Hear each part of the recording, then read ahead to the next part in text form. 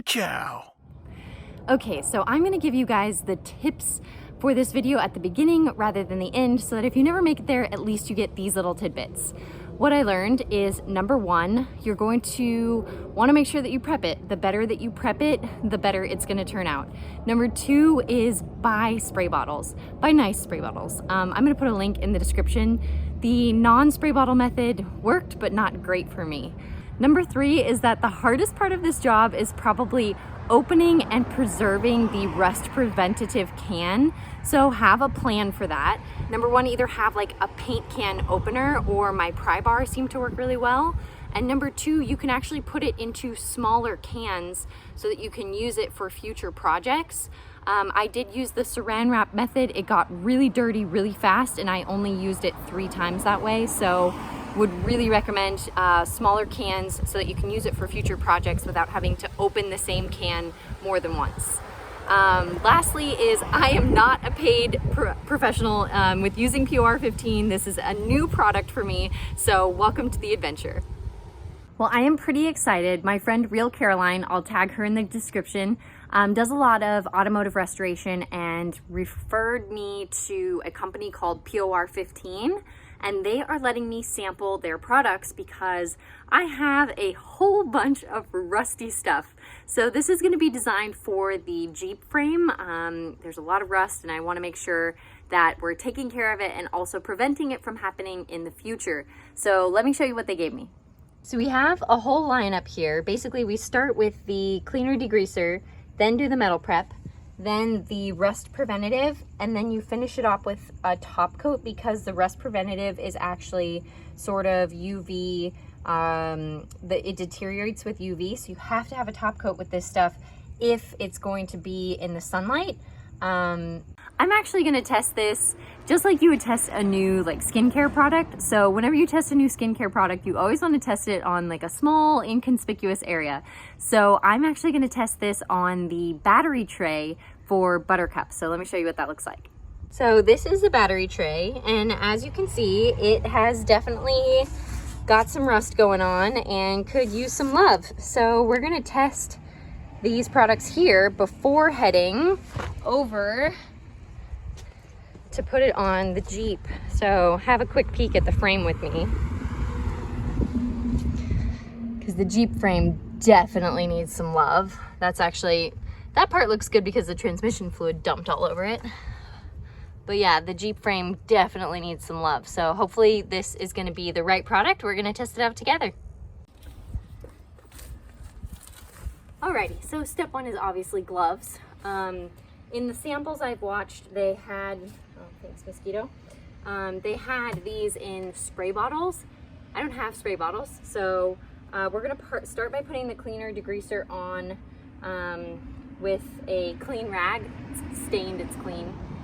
And then I'm gonna use the metal prep with another clean rag. So in general, I think it's always a good idea to knock any of the excess rust loose that you can.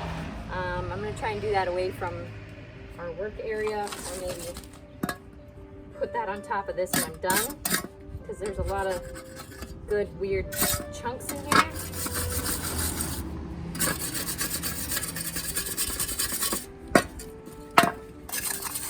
Holding my breath.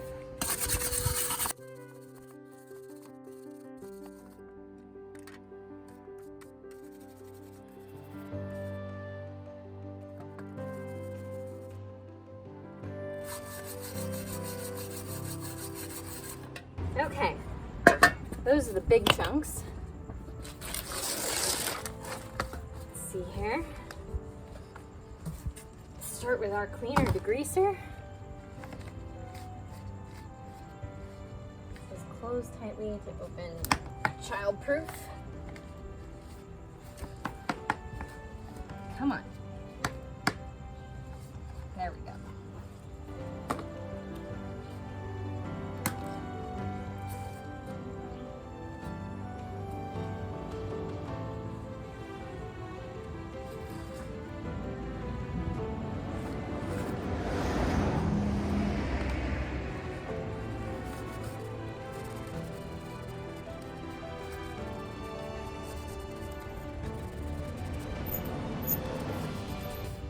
actually nice because I can kind of get into the corners with the rag.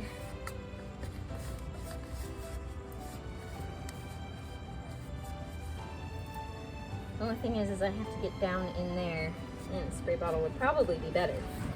Let's see if I can just dump some in there.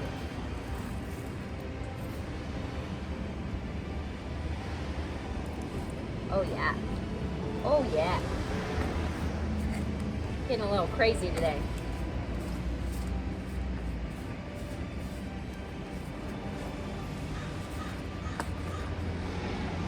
Oh, that's gross. Nice.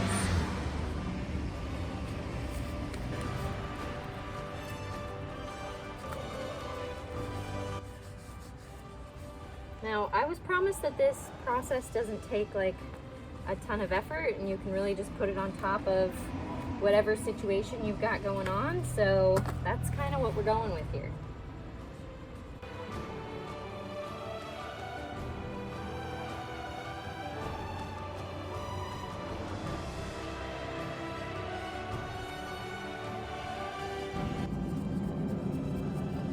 I don't know if you can see that where it's literally cleaning and coming really clean. It's quite nice.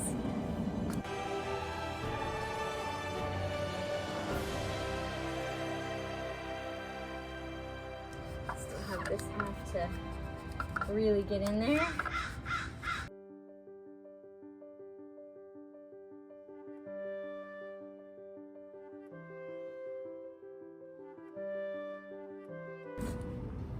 So, cleaner and degreaser done. Now, they said that I need to keep the metal prep wet. So, I think we're going to scoop this down.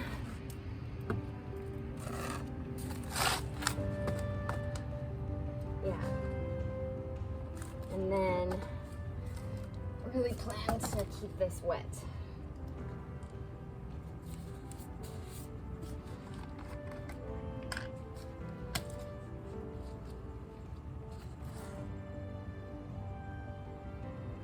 Fun violet color. Also doesn't really soak into a rag very well. So not a bad thing because we do need to kind of keep this one going.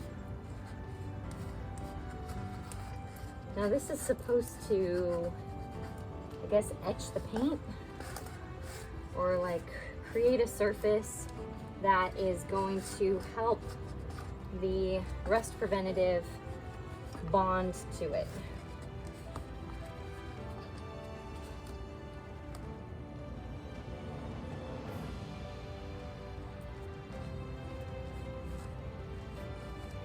I'm really going to work on the top first and then the bottom.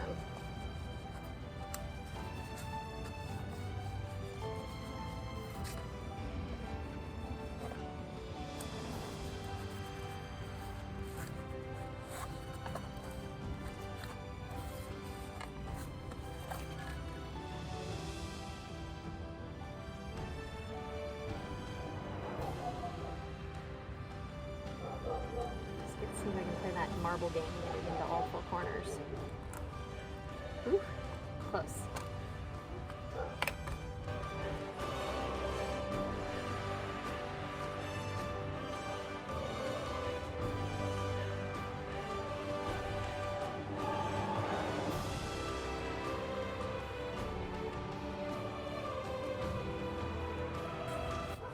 Okay. Then they want me to rinse this with water, so I'm gonna go do that. Okay, couple of things. Number one, this reacts to the moisture that's in the air to cure, so I have my saran wrap ready, and I'm gonna place that under the lid. I'm gonna pour some into a disposable cup. I did let this dry all the way after rinsing it.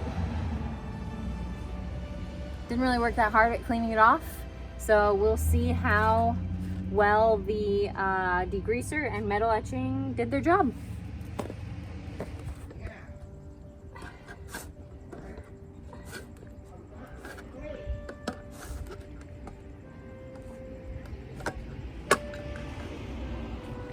Wow, okay.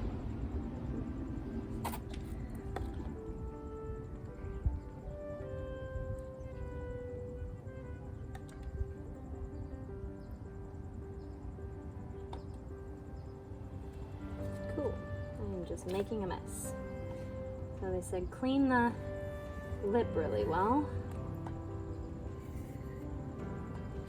Okay, and then I'm gonna seal that. Oh!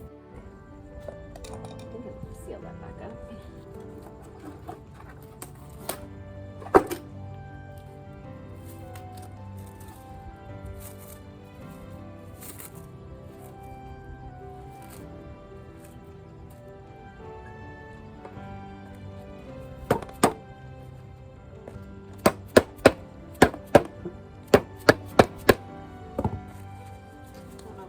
Getting that open again.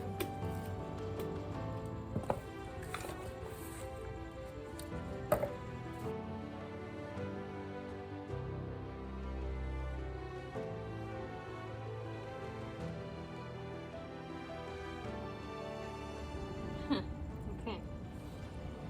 Basically, don't put this shit on anything it's not supposed to be on.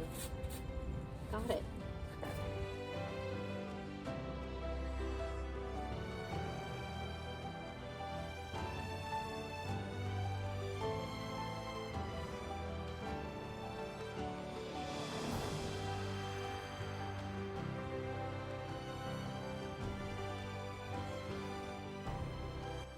Okay, couple observations is number one, it's supposed to go in a really light coating, so I definitely over poured. Number two, the places where there is already paint, you can kind of see how it's sort of pooling. So it appears that there does actually have to be much more prep than I was willing to put in. Otherwise it goes on nicely on bare metal. One coat. I'm not sure if you can actually see this. I was really worried because it looked really thin going on, but you can actually tell that it is doing something. So I'm pretty happy with it. I'm gonna apply the second coat.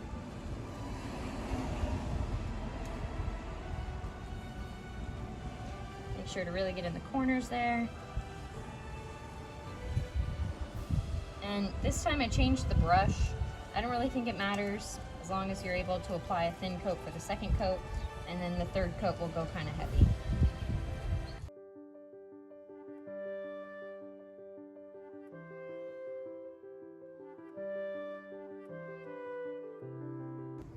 Yeah, that's actually looking better already. The first time around, it looked like it was like really thin and like spreading around. This one actually looks like it's going on kind of evenly.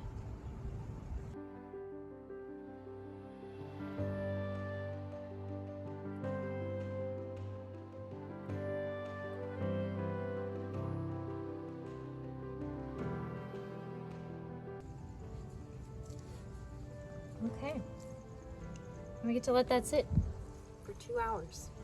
Okay, I just think this is kind of cool because I let my other cup set, and then this is what it actually turns into. So it is definitely hardened.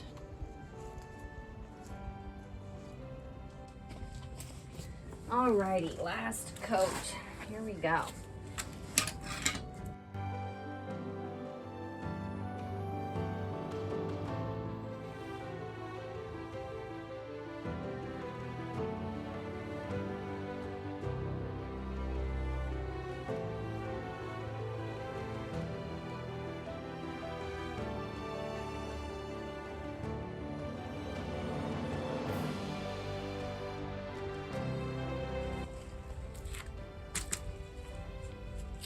Ooh, this is starting to look nice.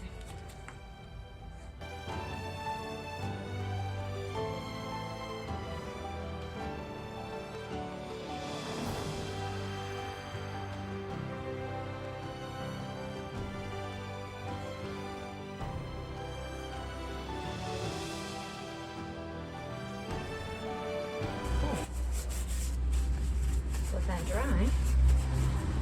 I am actually very happy with how this turned out. I'm gonna give you a closer look before I put it back in the car. It did get a nice thick coat. If for any reason you're worried about runs or drips, you need to just be a little more consistent. I'm obviously not too concerned about how this looks because it is going to live in the inside of the car where nobody is gonna see it, and it doesn't even need a top coat because it's never going to be exposed to the sun. So let's put this back in. This does look much better. You can actually even just compare it to all the paint around it. So looks much better. Very happy. Gonna put the battery back in. Big thank you to POR15. I am very excited to try this product on my Jeep. So stay tuned. That video is probably coming in the next 6 months. It's just going to be such a big project. I'm excited. Thank you so much for watching. If you found this video helpful, please like, comment, and subscribe below so we can help other people find this video. I offer automotive education and consulting, so if you need help completing this job, my contact information is in the description below.